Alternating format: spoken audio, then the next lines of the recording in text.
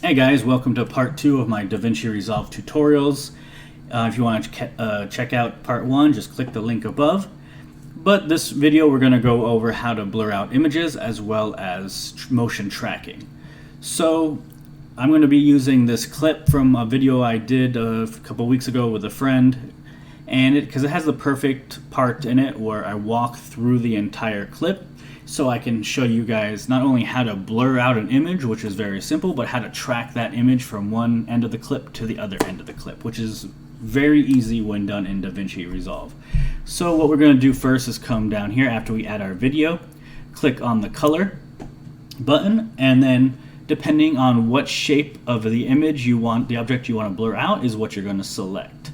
So first of all, I'm going to come over to this side and move the tracker all the way to the end, so it tracks my face through the entire clip. And I'm going to pick the oval because my face is oval, and look at that, it came right up where I needed it to. A lot of times it comes up here and you just have to move it, and then you can adjust the size of the circle with this here. And once you get that circle here, you can come over here and click on that button there, and where it says radius, this is where you increase the intensity of the blur. And you can make it as intense as you wish, and that way they can't see your face. Now that's how you blur out any object, very easy. But let's say you want to track an object from one end of the clip to the other end of the clip. So what you're going to do is click right here where the tracker button is, and it's going to bring you to this.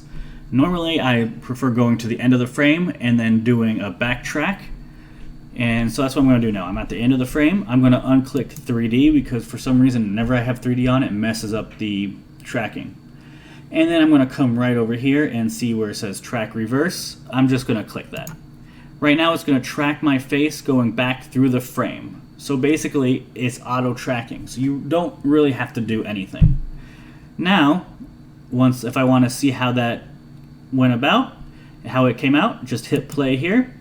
And as you can tell, it's tracking my face through the entire frame, which is perfect. And that is it. So let me know what you all think.